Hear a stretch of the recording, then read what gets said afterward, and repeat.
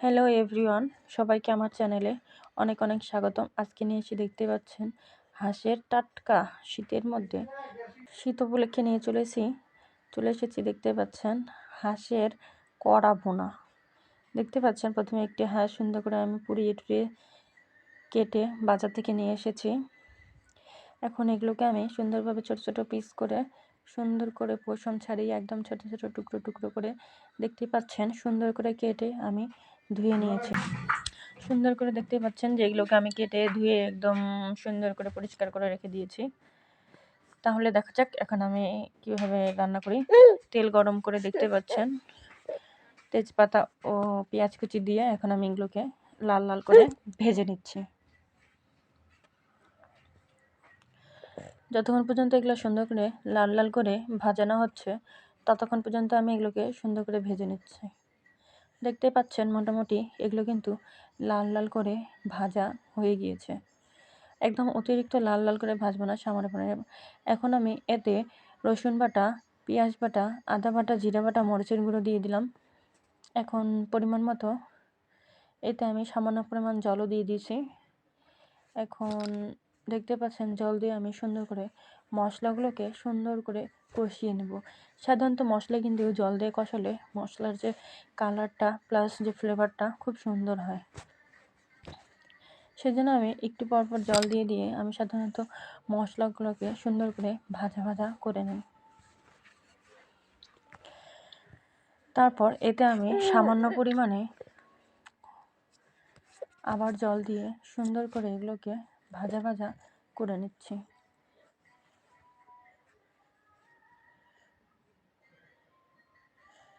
সাধারণত শীতে কিন্তু হাঁসের মাংস খেতে অনেক টেস্ট। হাঁসের মাংস যেহেতু একটু গরম, দেখতেই পাচ্ছেন এখন আমি এতে সামান্য পরিমাণে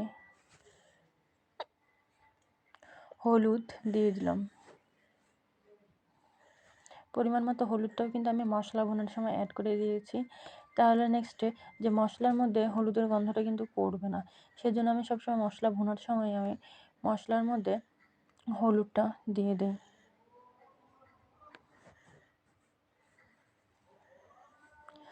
সাধারণত হাঁস কিন্তু গরমের থেকে শীতে খেতে অনেকটা আরামদায়ক। সেজন্য আমি শীত উপলক্ষে নিয়ে চলে এসেছি হাঁস ভুনা। টাটকা হাঁসের ভুনা সত্যিই খেতে অনেকটা সুস্বাদু ও দারুণ। তাই তো আমি বাজার থেকে নিয়ে এসে চট করে রান্না করে ফেললাম হাঁসের ভুনা।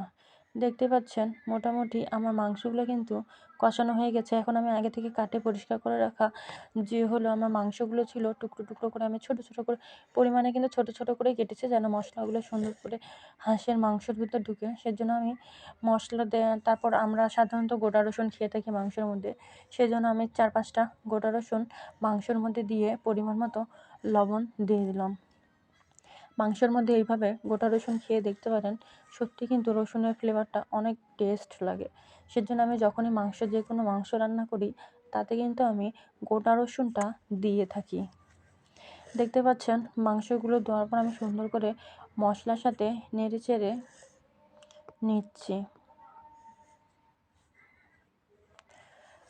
যারা যারা আমার ভিডিওটি দেখে থাকেন তাদেরকে অসংখ্য ধন্যবাদ এবং অবশ্যই লাইক, কমেন্ট, শেয়ার করবেন আর সাবস্ক্রাইব করতে কখনোই ভুলবেন না।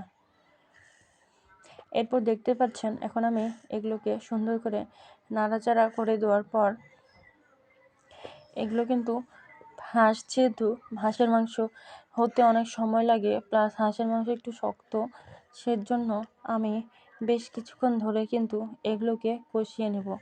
তারপর আমি এখন কিছুক্ষণের জন্য আপাতত ঢাকনা ঢেকে রেখে দিলাম। অন্যদিকে আমি মাংসের জন্য টুকরো টুকরো করে একটি আলু কেটে হালকা ভেজে নেব। সেদিন আমি গরম তেলের মধ্যে সেগুলো দিয়ে এখন হালকা পরিমাণে লবণ, হালকা পরিমাণে হলুদ দিয়ে আমি এখন আলুগুলোকে লাল লাল করে ভেজে নিচ্ছি। অন্যদিকে আমার হাঁসের মাংস তো অবশ্যই কষানোর জন্য আমি রেখে দিয়েছি চুলার মধ্যে।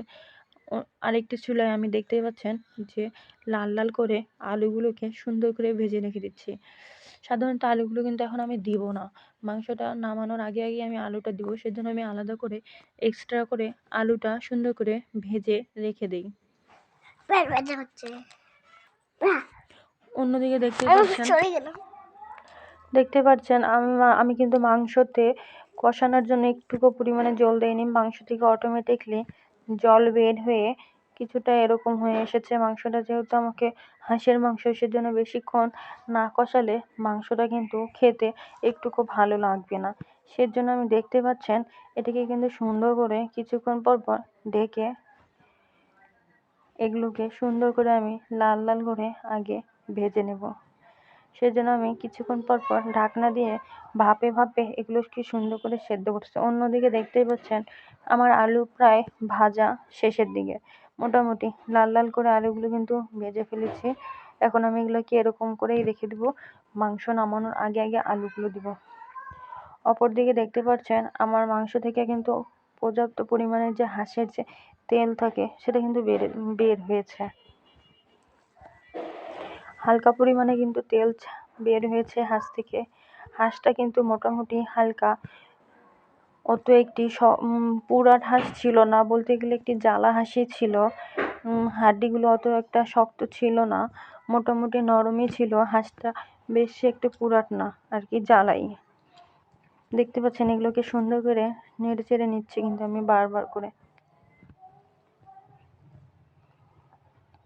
আর এই শীতে হাঁসের মাংস খেলে সত্যিই কিন্তু খুব সুস্বাদু লাগে, তাই আমি হঠাৎ করে নিয়ে এসেছি হাঁসের মাংসর এই নতুন রেসিপিটা। আপনারা এইভাবে মাংসের মধ্যে গোটা গোটা রসুন দিয়ে ট্রাই করে দেখতে পারেন কেমন লাগে, আসলে বেশ ভালোই লাগবে। দেখতে পাচ্ছেন মাংস থেকে কিন্তু মোটামুটি মাংসটা ভাজা ভাজা হয়ে এসেছে। এখন আমি এগুলোকে সুন্দর করে কিন্তু ভাজা ভাজা করে নেব।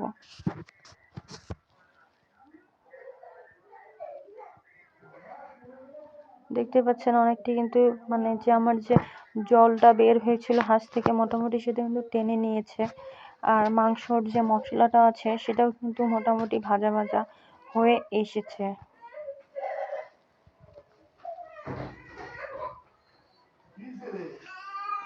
যারা যারা আমাকে সাপোর্ট করেন, যারা যারা সুন্দর করে এগুলো দেখাই পাচ্ছেন, মোটামুটি আমার মাখা মাখা ভুনা হয়ে গেছে। এখন আমি এগুলোকে সামান্য পরিমাণে জল দিয়ে দিয়ে এখন আমি এগুলোকে একটু ভুনা ভুনা করব। এতে আমার মাংসটা যে সিদ্ধ হবে সুন্দর করে এবং ভিতরে মশলাও ঢুকবে, প্লাস লবণ টবণ সম্পূর্ণ পারফেক্টভাবে হবে। সেজন্য আমি হালকা হালকা জল দিয়ে দিয়ে এখন এগুলোকে ভুনা ভুনা করে নেব কিছুক্ষণের জন্য। এখন আমি আবার এগুলোকে সুন্দর করে ঢেকে দেব।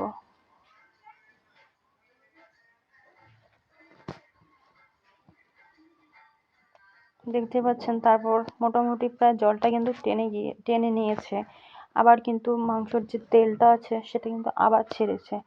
আমি কিন্তু এখন আবার আগের মতো করে সামান্য পরিমাণে জল দিয়ে দিয়ে মাংসগুলোকে সুন্দর করে কষিয়ে নেব।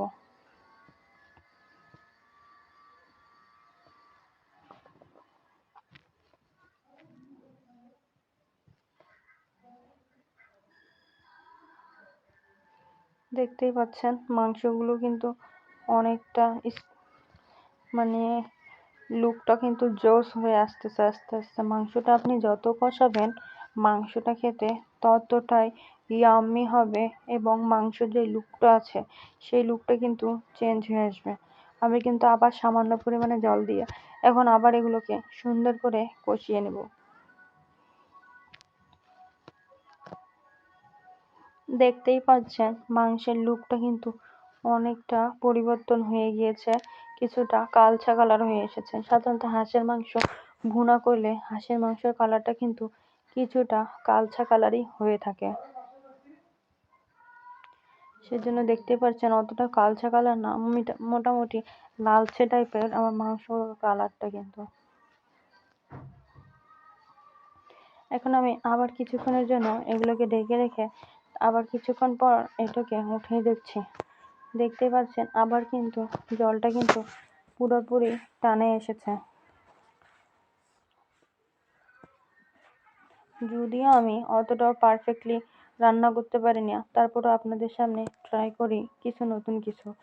পরে যে আমি আলুগুলো হালকা করে ভেজে রেখেছিলাম, সেই আলুগুলো কিন্তু মাংসর সাথে অ্যাড করে দিয়েছি।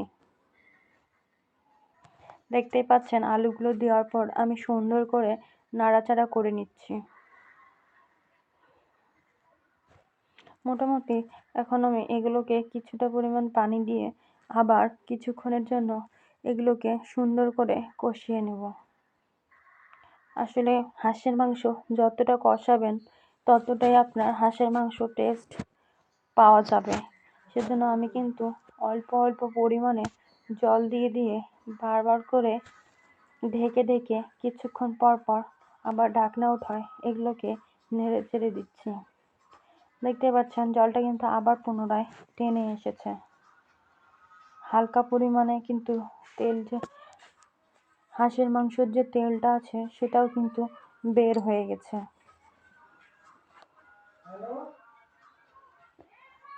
শীতের তো হাঁসের মাংস সত্যি খেতে অনেকটা টেস্ট, আপনারা তো জানেনই। তাই আমিও হঠাৎ করে শীতের রেসিপি নিয়ে চলে এসেছি হাঁসের মাংস ভুনা। দেখতে পাচ্ছেন আমার মাংসটা কিন্তু অনেকটা কালারটা, এখন আমি সামান্য পরিমাণে এতে গরম মশলা বাটা দিয়ে ফেলেছি।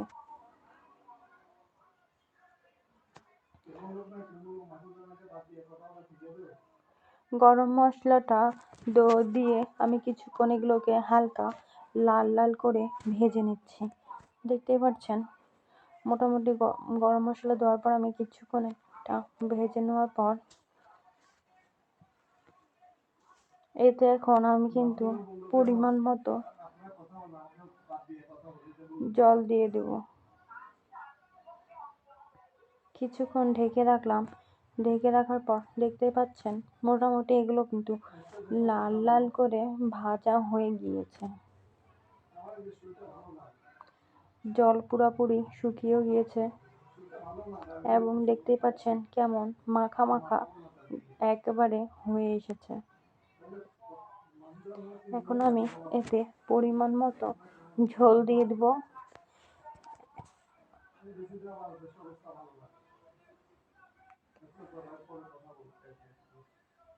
মোটামুটি এগুলো কিন্তু সুন্দর করে ভাজা ভাজা করার পর আমি এতে পরিমাণ মতো কিন্তু ঝোল দিয়ে দিলাম। এমন পরিমাণ জল দিতে হবে যেন মাংসটা ঝোল টানার সাথে সাথে মাংসটাও সুন্দর সেদ্ধ হয়ে আসে। সেজন্য এটা আমি পরিমাণ মতো এখন জল দিয়ে দেব। আবার মাঝে মাঝে কিন্তু এগুলো কিন্তু দেখতেছি আমি যে সিদ্ধ হয়েছে কিনা। আসলে আমার মাংসটা এখনো সেদ্ধ হয়নি, সেজন্য আমি জলের পরিমাণটা একটু বেশি দিব।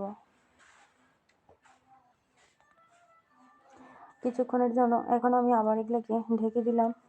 আবার কিছুক্ষণ পর দেখতেই পাচ্ছেন যে আমার ঝোল দেওয়াটার জলের পরিমাণটা দেখাই যাচ্ছে। কিছুক্ষণের জন্য এগুলো দেখতেই পাচ্ছেন ঢাকে রাখার পর এগুলো টকবক করে ফুটতেছে। আবার কিছুক্ষণ পর পর এগুলোকে আমি নেড়ে চেড়ে দিচ্ছি। কিছুক্ষণ পর পর হালকা করে এগুলোকে নেড়ে চেড়ে দিতে হবে যেন কোনোভাবেই নিচের দিকে না পোড়া লাগে যায়। দেখতে পাচ্ছেন আবার এগুলো সুন্দর করে আমি আবার কিছুক্ষণ পরে উঠিয়ে আবার এগুলোকে নেড়ে চেড়ে দেবো। মোটামুটি আমার ঝোলটা কিন্তু অনেকটা পরিমাণ টেনে এসেছে।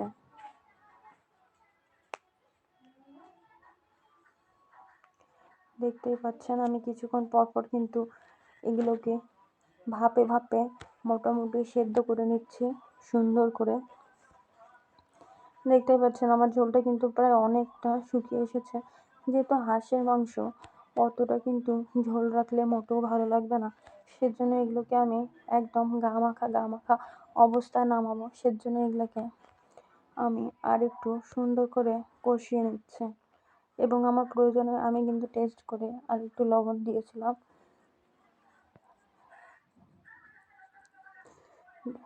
দেখতে পাচ্ছেন মোটামুটি আমার মাংসটা কিন্তু প্রায় হয়ে এসেছে। যারা যারা এতক্ষণ মনোযোগ দিয়ে আমার ভিডিওটি দেখেছেন তাদেরকে অসংখ্য অসংখ্য ধন্যবাদ। অবশ্যই আমাকে সবাই সাপোর্ট করবেন। আপনাদের সাপোর্ট একান্ত কাম্য। আপনাদের সাপোর্ট ছাড়া হয়তো আমি সামনের দিকে এগোতে পারবো না। সেজন্য আপনারা সবাই আমার পাশে থাকবেন, এটাই আমি কামনা করছি। দেখতেই পাচ্ছেন মোটামুটি এখন আমার তরকারি কিন্তু রেডি, খাওয়ার জন্য একদম পারফেক্টলি উপযুক্ত হয়ে গেছে। এখন আমি এটাকে নামিয়ে নেব। গরম গরম ভাতের সাথে এরকম হাঁসের মাংস হলে আর কিছুই দরকার পড়ে না। সেজন্য শীতে তো হাঁসের মাংস আরও